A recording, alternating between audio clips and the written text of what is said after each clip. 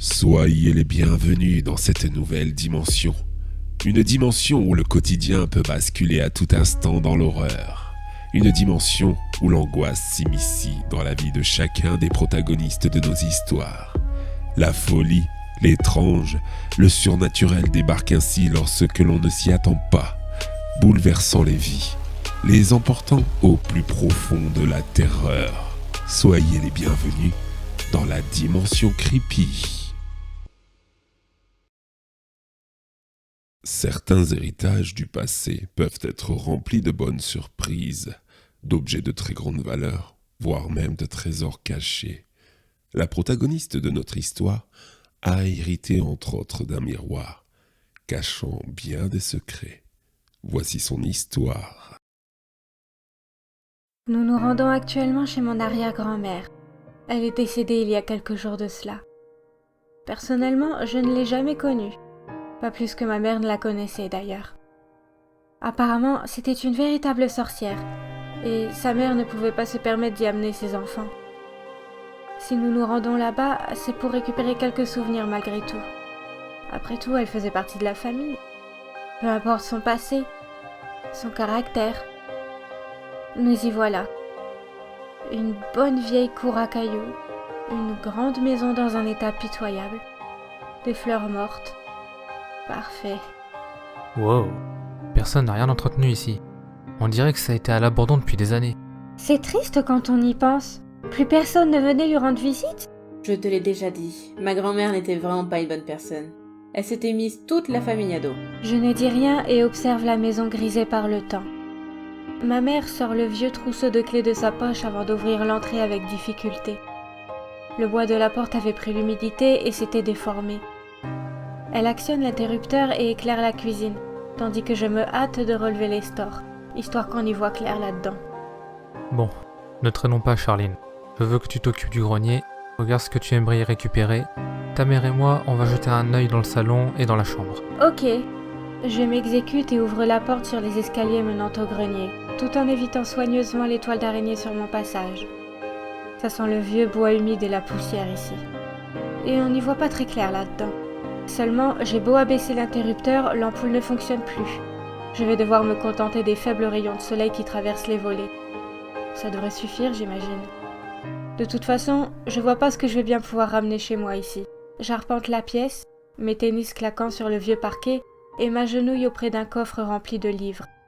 Voyage au bout de la nuit de Louis-Ferdinand Céline, Belle amie de Maupassant, Le Comte de Monte Cristo d'Alexandre Dumas. Des grands classiques, mais rien qui ne puisse vraiment m'intéresser. Néanmoins, je décide de m'en saisir et de les poser à côté de la porte. Même si maman ne veut pas les garder, on pourra toujours les vendre à la brocante. Je dégage la poussière de mes genoux et me dirige à présent vers un objet dissimulé sous un tissu de velours noir. C'est assez étrange pour attirer mon attention. Je saisis le linge du bout des doigts et tire soigneusement dessus, révélant alors un grand et magnifique miroir à trépied sublimement façonné. Il est en bois de chêne et semble en parfait état. De jolis motifs de feuilles gravées ornent les rebords. Ok, il me plaît celui-là. Je m'en saisis avec prudence et l'amène également près de la porte. Pour ce qui est des disques vinyles et des vieilles bandes dessinées, je m'en suis saisie également. Après tout, ça peut être intéressant. Une fois mon petit tour terminé, je descends prudemment mes affaires en 2-3 allers-retours, sous le regard surpris de mes parents. Tant que ça? Oui, pourquoi pas? Regarde, j'ai eu un gros coup de cœur pour ce miroir. Les bras chargés de carton, ma mère nous rejoint et sourit. Ah oui, c'était le préféré de ma grand-mère, celui-là. Son petit trésor. Elle y tenait beaucoup. Tu peux le garder si ça te fait plaisir. Ce serait vraiment dommage de le vendre ou de le jeter. Ouais, carrément. Bon, allez, on emballe tout ça et on se casse. Je me sens pas hyper à l'aise ici. Encore 1 heure de route de passé. Heureusement qu'il n'y avait qu'un voyage à faire. Ma tante viendra récupérer ce qu'il reste. Pour l'heure, je suis plutôt satisfaite de ma trouvaille. Ce miroir est magnifique. Une fois la voiture à l'arrêt, je bâille bruyamment et m'étire, soulagée d'être entrée à la maison. Après une grosse demi-heure de déchargement, nous stockons le tout dans le garage, qui sert plus de bric-à-brac que de garage d'ailleurs, et je monte le miroir dans ma chambre.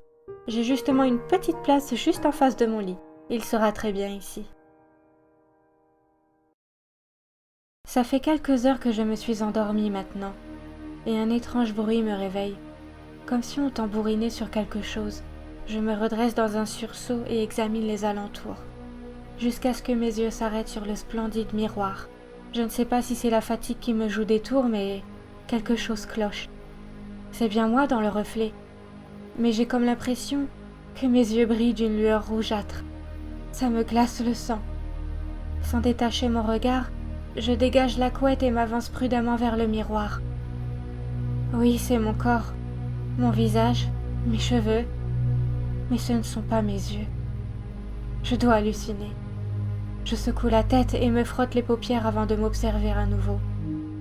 Et effectivement, je retrouve mes yeux marrons. Je soupire de soulagement et laisse glisser lentement mes doigts sur les gravures avant de retourner me coucher.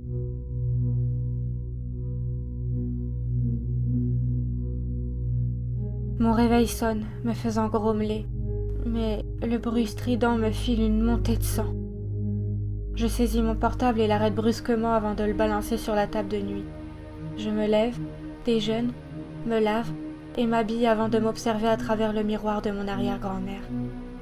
Encore une fois, je trouve que quelque chose ne va pas avec mon reflet. J'ai comme l'impression que celui-ci arbore un sourire mesquin.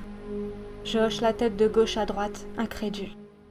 Je ne sais pas si c'est la perte de cette vieille femme qui me fait perdre la boule, mais c'est assez dérangeant, voire flippant. Je quitte ma chambre et me rends en cours. Je ne comprends pas ce qui m'arrive. J'ai l'impression d'être tout le temps en colère. Mes parents pensent que je suis troublée par la perte de mon arrière-grand-mère. Mais je ne crois pas. C'est vrai quoi, je n'ai jamais connu cette femme. Ça fait 4 jours que je suis de mauvais poil. C'est bête, mais je commence à me demander si ce drôle de miroir n'y est pas pour quelque chose. Il y a quelque chose de louche chez lui.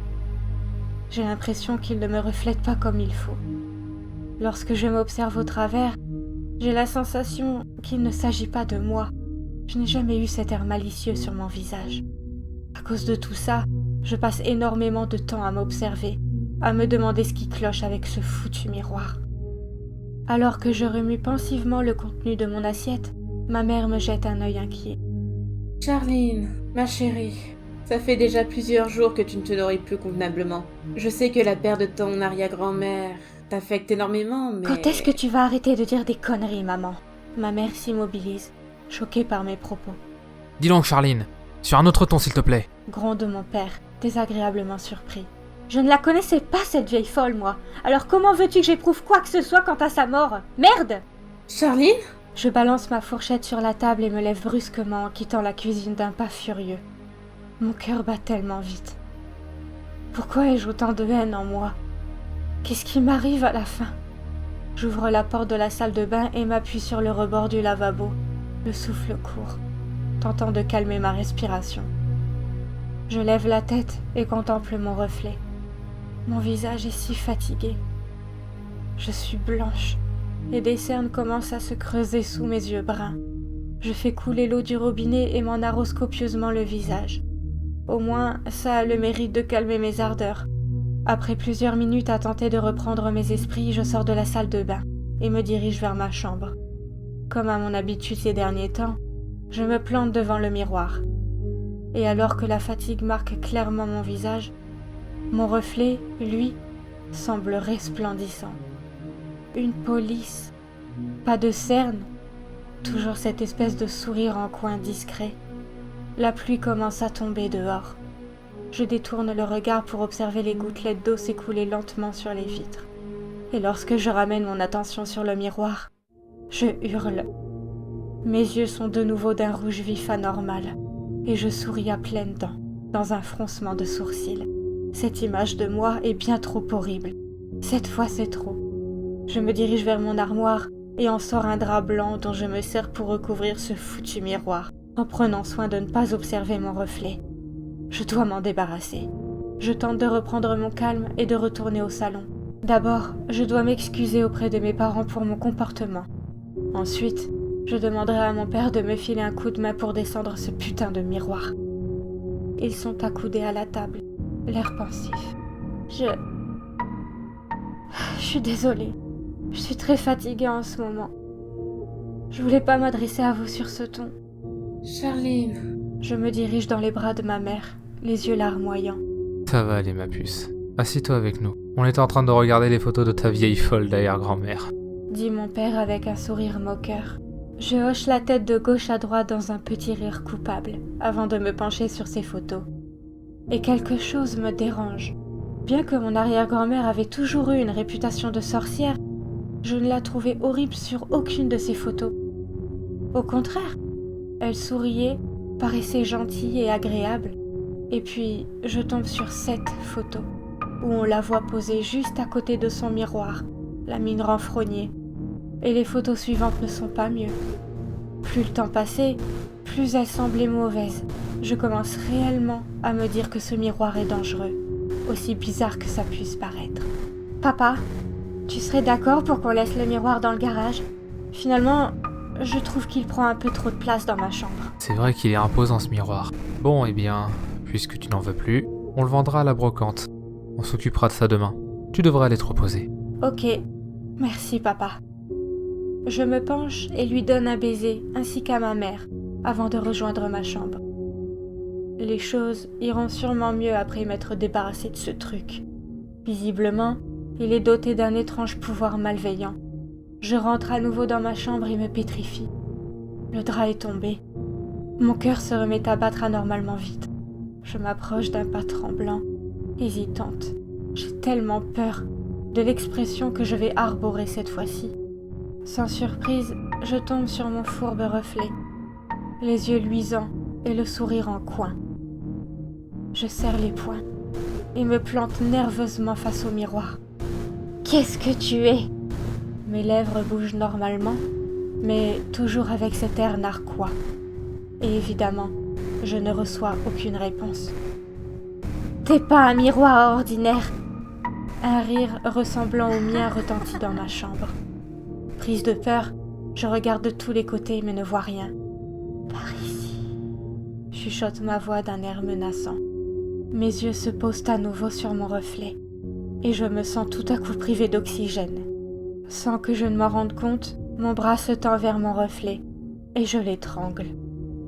Ou peut-être bien que c'est lui qui m'étrangle.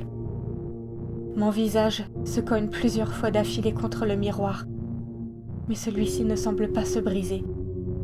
Bien que plus mon reflet force, plus j'ai l'impression d'y pénétrer.